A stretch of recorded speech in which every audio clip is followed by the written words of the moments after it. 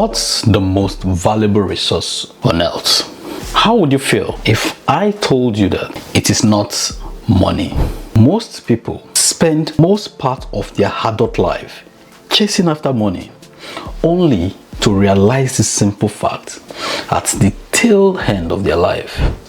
What if I told you your time is your most valuable resource? How would that make you feel? You see, time is a finite resource, meaning you can run out of time. It is limited.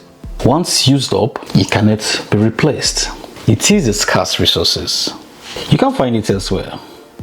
And the most important part of it all is everyone has the equal amount of time every day. 24 hours of time each day. What makes the difference is what you choose to do with your own time. And the thing about money and time is your money is as good as the last time you checked your bank account before making a major purchase. There's a story about a merchant, very wealthy merchant. Ade was so rich that he literally stashed up a lot of money and everywhere in his house. Ade has a pile of money stashed up all over his bedroom, in his cabinets, in his wardrobe, in his living room, everywhere in his kitchen.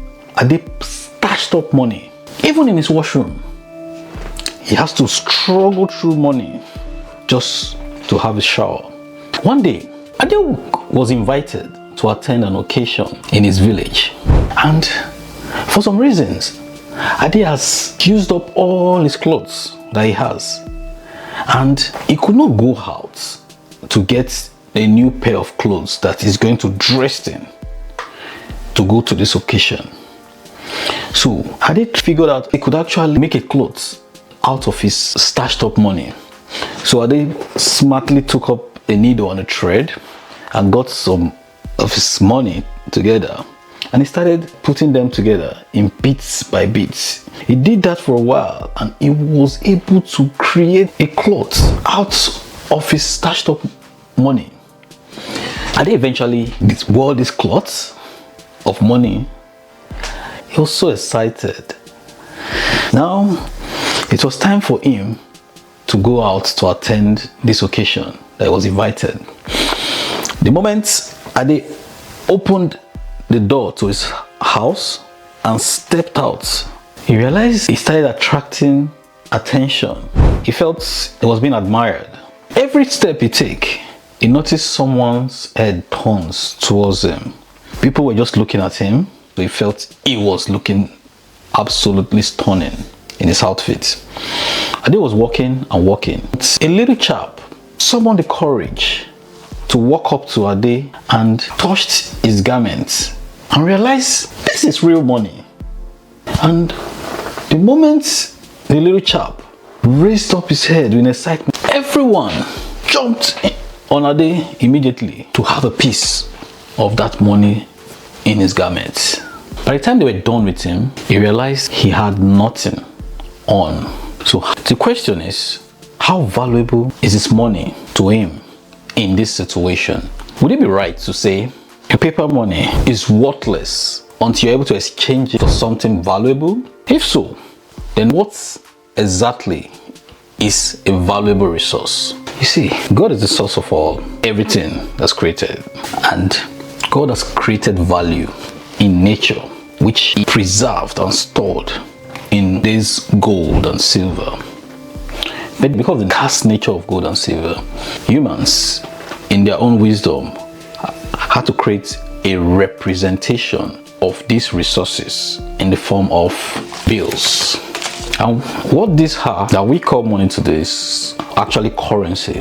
And just like a current, it's meant to facilitate easy flow of money from A to B.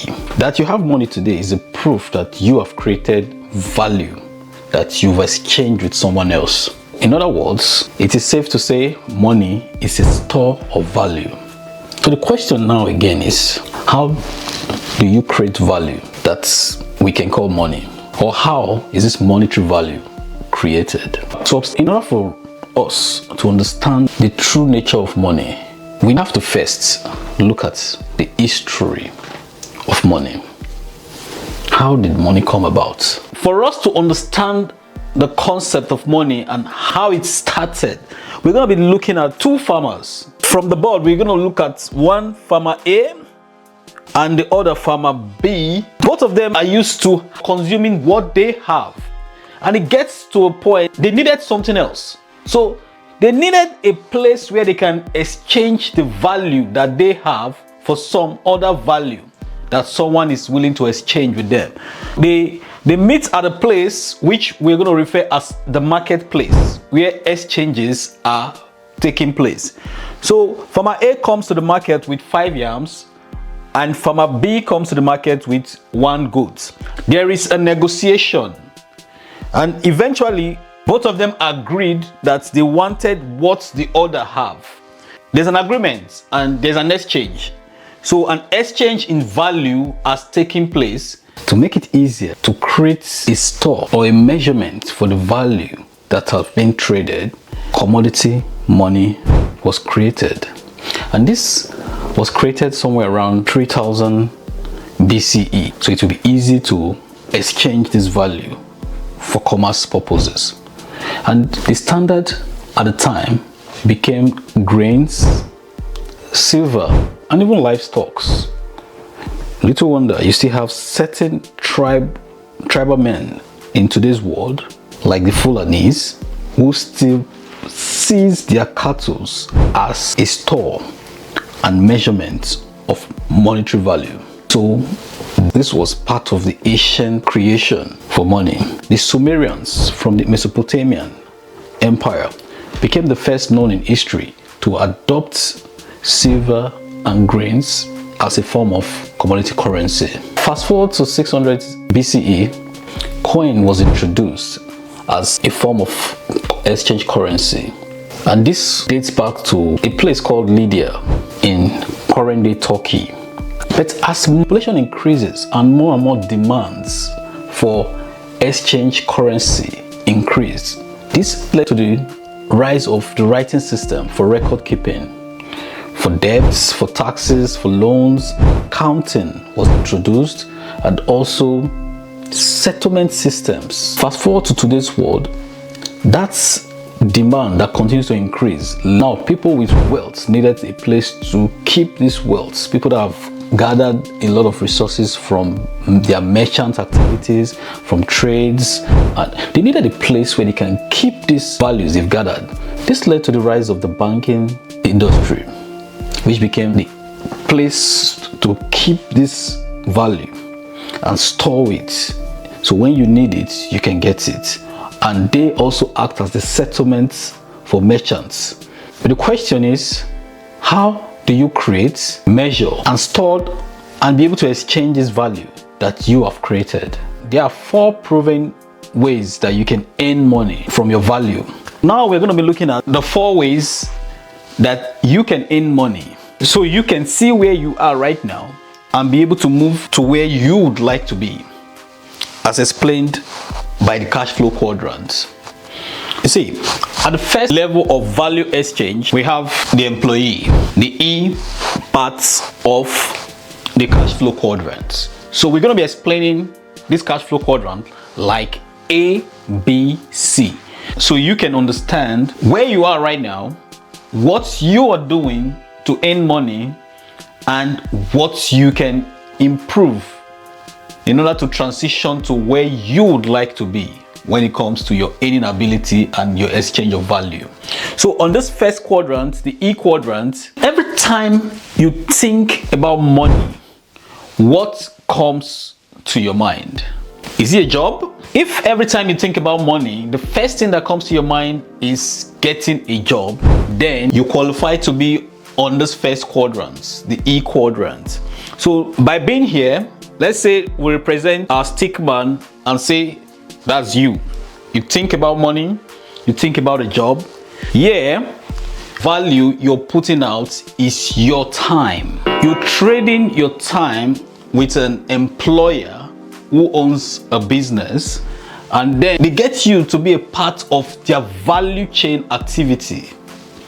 So you can add value to their business. You're going to be helping the employer also to exchange this value with the marketplace. Just so you know, the marketplace is always available to reward value whenever it's being exchanged. Once value is presented, the marketplace gladly pays your employer money in exchange for the value it has put out. And then your employer also pays you some money. Salary, could be wages, could be commissions, in exchange for your time. If this is you, your time is money. The more money you make, the more you get taxed too, and the less money you get to keep. Less money in this instance is equal to less time, and the less time in this instance means less freedom to do what you would like to do for yourself. If this is you, you could be an employee in a corporation, in a private or public establishment. You could also be a doctor or an accountant or manager in a business. Be a line worker in a factory, an healthcare worker or a teacher. And the list goes on. As long as you trade your time in exchange for money, you rightly fall under the E quadrants of the cash flow. Okay, now let's move to the next way of that you can earn money. If you happens to think about money and the first thing that comes to your mind is, I want to work for myself, then this is where you fall into in these 4 categories of earning money.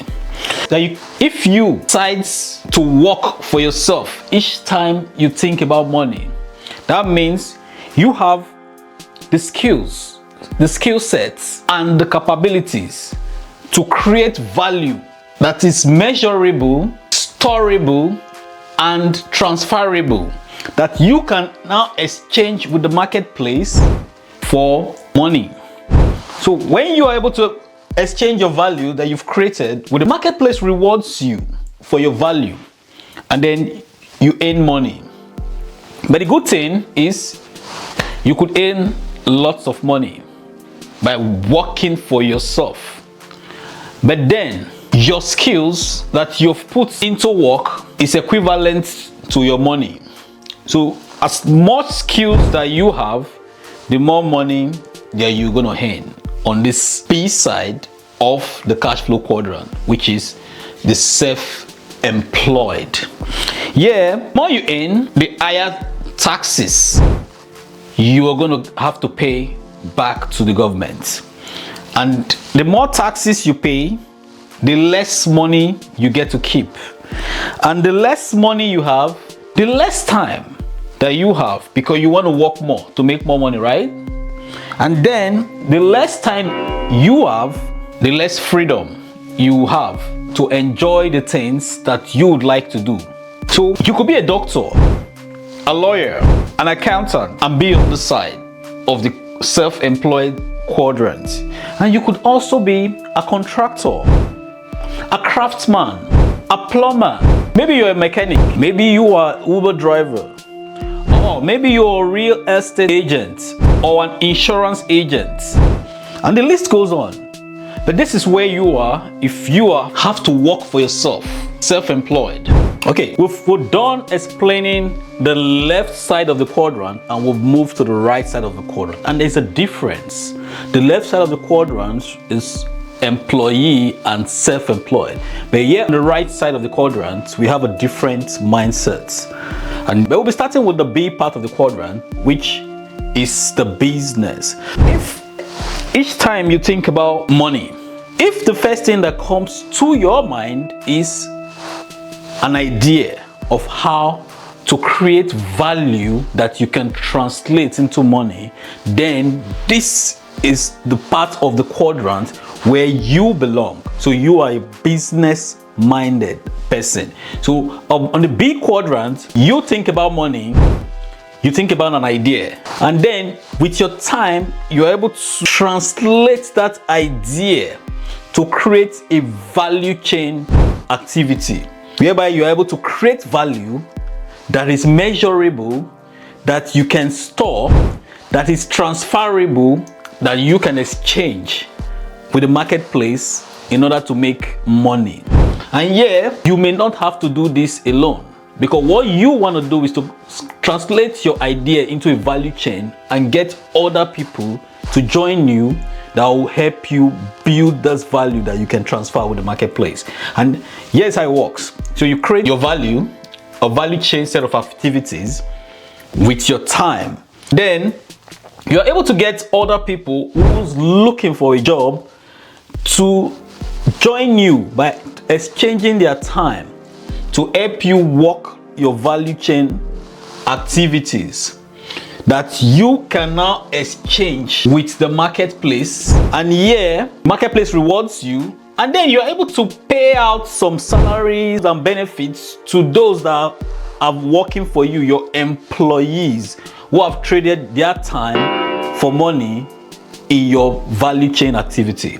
Yeah, your employees is equivalent to your money. So if you can get so many employees to work for you and with you, you are able to leverage on their time to make more money. You get more rewards.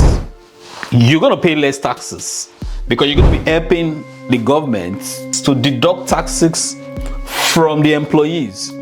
You get to write off a lot of expenses as a result of being a business owner. And also, less taxes means that you're able to keep more of the money that you earn. More money in your pockets translates to more time for you. And more time for you means that you have more freedom to do other things that you would like to do. If you're thinking of people that you already know that might be earning money by being on this part of the quadrant, then you're looking at the entrepreneurs, business owners, real estate brokers, and insurance brokers, and the list goes on. If you are on this part of the cash flow quadrant, then the chances for you to be able to replicate and do even more is staring you on the face. So having gone through all three aspects of earning money in the cash flow quadrant, we're finally at the fourth. So what's the fourth way that you can earn money? So the question is, what comes to your mind each time you think about earning money? If an opportunity to invest is what comes to your mind, then you are on the fourth quadrant, on the cash flow quadrant of earning money. That means you already have some seed money that you can invest. So what you do is you exchange your money with the marketplace. Then the marketplace is going to reward you through dividends, payout. Could be rental income, it could be capital gains, it could be interest income, it could be coupons, it could be other incomes such as cash value, life insurance, or even commodities, your golds and silver, and the list goes on. And then these are able to put in more and more money into your pockets. And the good thing about this is your money is equal to more money in your pockets, and you get to pay less taxes. Less taxes means you get to keep a lot of money. More money for you to keep means more time for you to engage in other valuable activities. And more time for you means more freedom to do the things that you would like to do. So who do you know that earns money in these quadrants? We have seasoned investors and we have the qualified investors, and the list goes on. I haven't gone through the 4 different ways that you can earn money. What matters is where you'd like to find yourself in the cash flow quadrant and what priorities are in terms of the value you put to your time and your freedom. Now that we are aware of the 4 ways that you can earn money, if you find yourself on the left side and desires to transfer yourself where you can get lots of time, freedom, and value, how do you do this transition? So how do you move from left side to the right side? First, you need to acknowledge the fact that this is your true situation and be intentional about wanting to move to the other side of the quadrant. And are there ways that you can do this? Of course, there are ways that you can do this. Over the years, you've been programmed by a system called the school system that was created to make you think that the only ways you can make money is to be on the left side.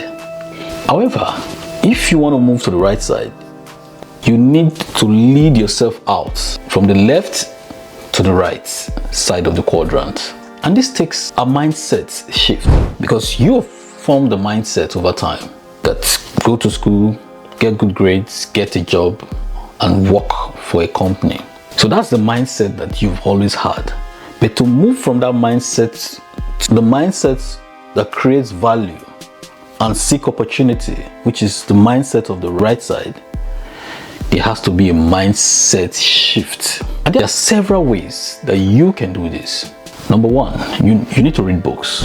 Ever heard of the saying, readers are leaders? In order for you to move from the left to the right side of the cash flow quadrant, you have to become a leader. And because readers are leaders, most people who write books, they probably have gone through the same thing that you're going through, and they've put their years of experience and put it in a book that you could read for 24 hours and gain an experience of someone's lifetime, and that becomes part of your mastermind. In order for you to move from the left to the right, you have to be able to lead yourself out because no one else is going to do it for you.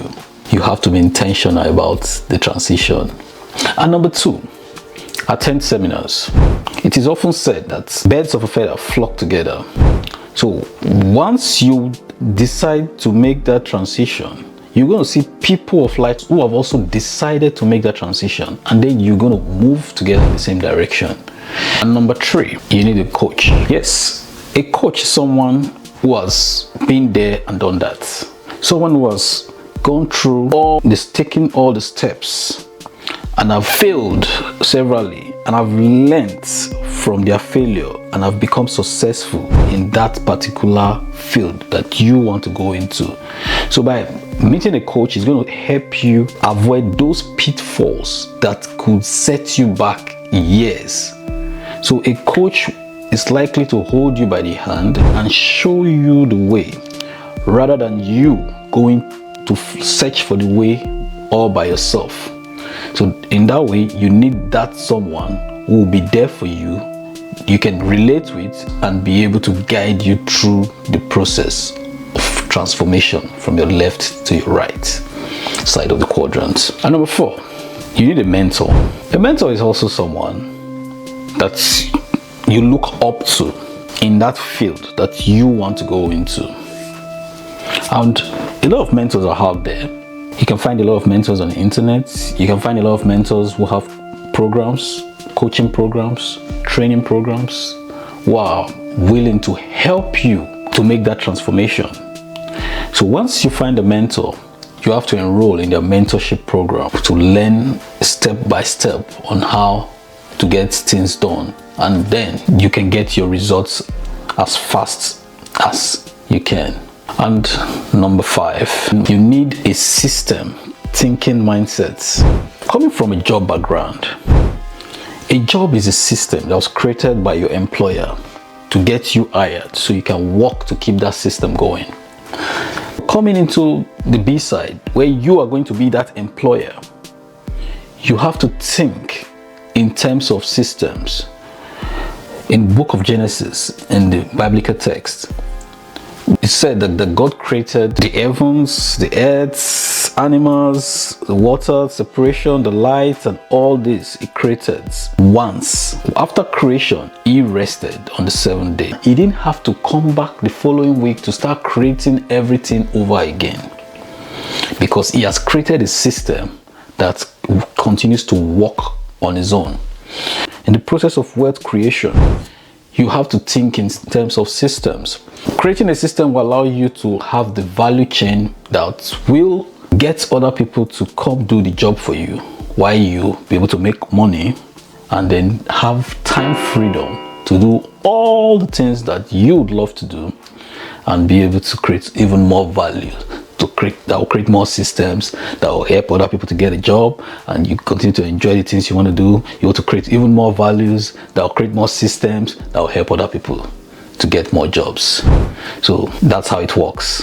In conclusion, understanding the cash flow quadrants and the 4 ways you can earn money is a crucial step in mastering your personal finance. Whether you're striving for financial freedom or for you, it's just about improving your finances to enhance your income stream. It's crucial that you understand the 4 ways that you can earn income. Each of these quadrants offers its own unique opportunity for growth, and recognizing this will help you understand where you currently stand and where you'd like to see yourself in your own financial journey. By adopting the mindset of the business and investor on the right side of the quadrant, you can start working smarter and not harder, and be able to create multiple streams of income. These concepts, when applied correctly, has the potential to be able to transform your financial journey. If you've enjoyed learning about the 4 ways to earn money and the cash flow quadrant and how it relates to your ability to earn income, then don't forget to subscribe to this channel. Hit the notification bell so each time we release new videos, you'll be the first to benefit from it. Comments and like this video so the algorithm will be able to share it to other people who may also be in need to hear this. Remember, your financial future starts with the right mindset and the right action today. Yes.